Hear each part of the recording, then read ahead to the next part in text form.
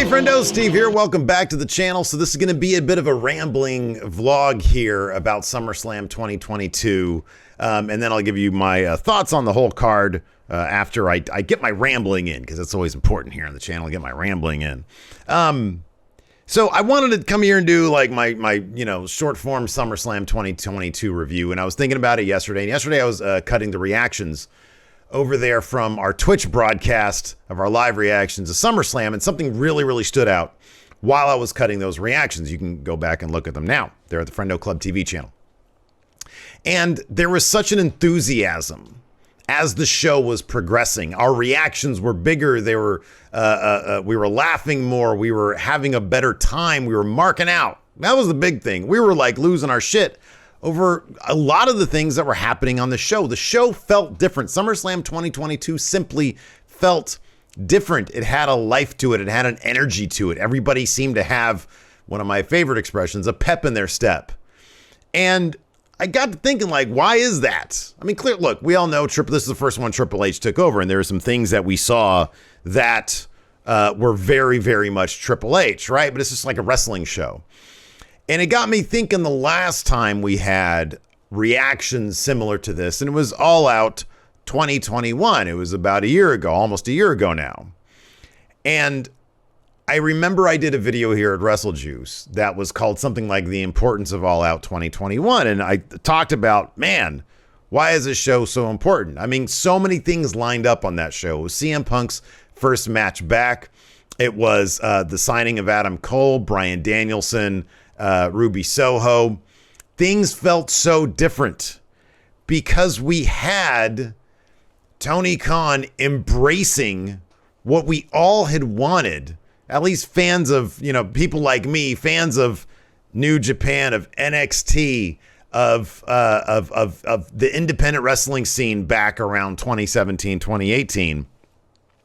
We were seeing that stuff, but with big production value, on pay-per-view, in front of tens of thousands of people, whatever it was, probably 15,000 people. And it felt significant. It was, we're getting big budget, high production value wrestling without Vince McMahon. And we had all been waiting for that for, if not years, decades.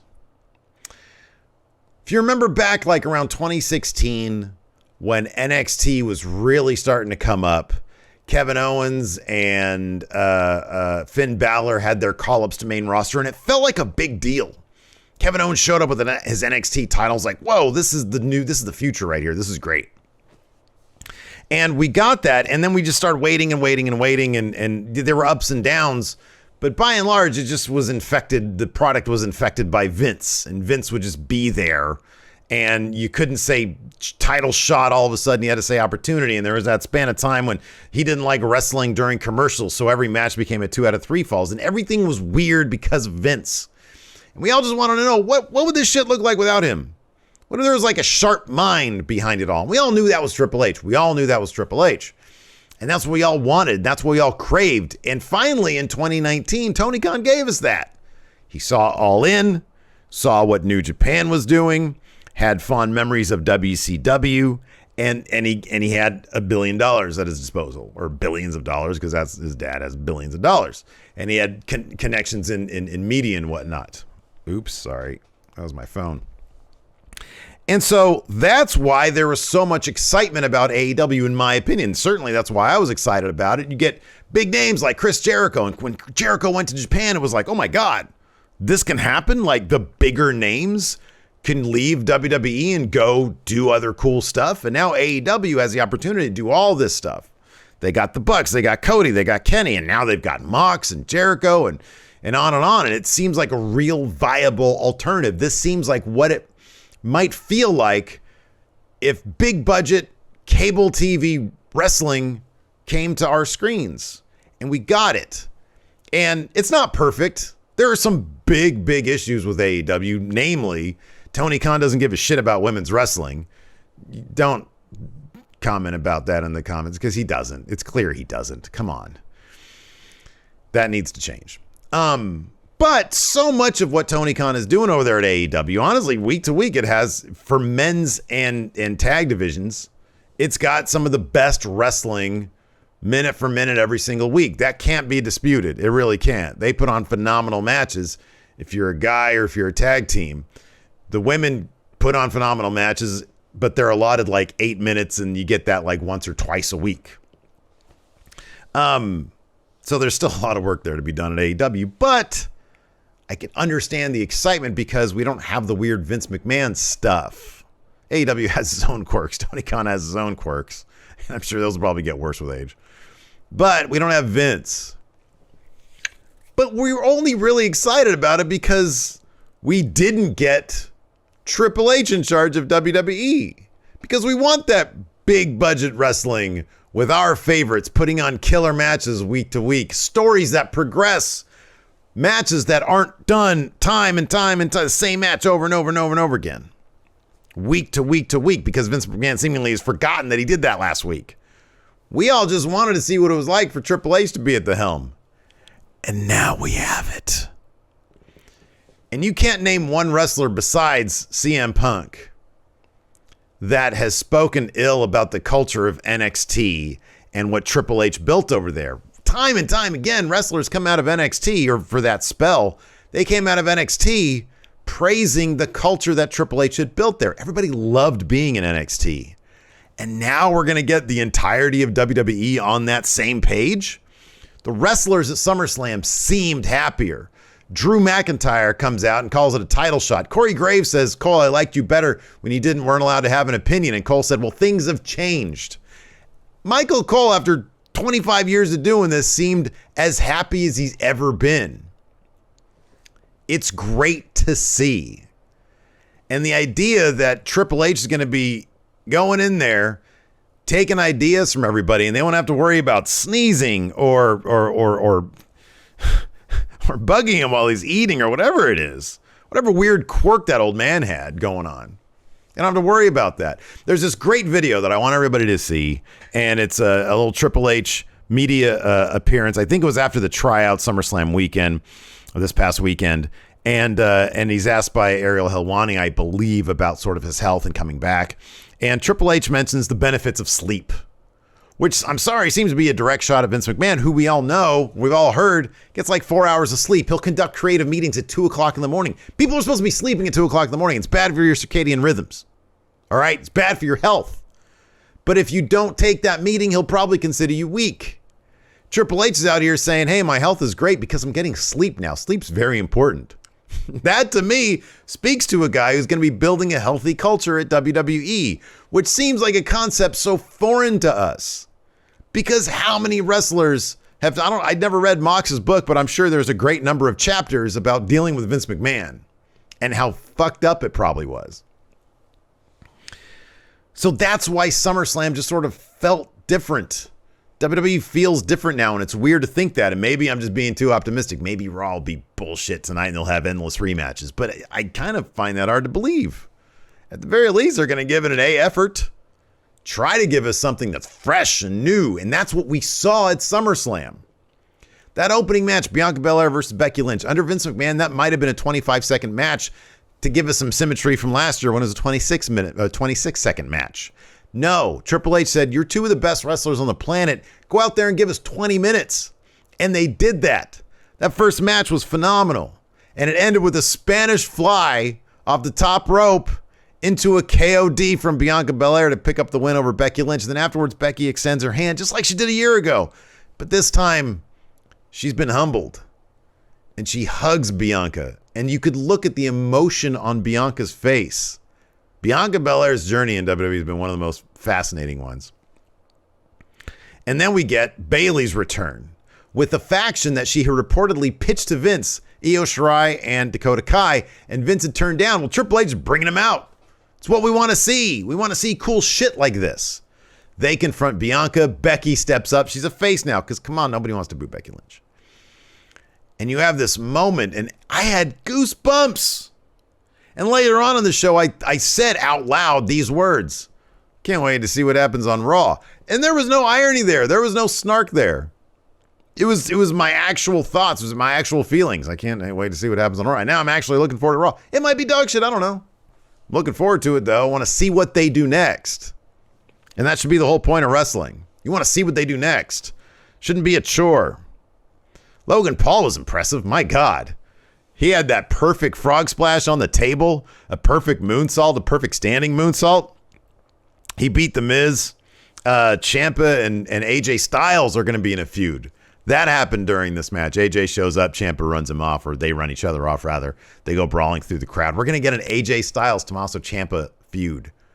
That's awesome. Logan Paul looked great. He looked like a WWE star. Yeah, that was impressive. That was very impressive. The sad last days of Theory continue.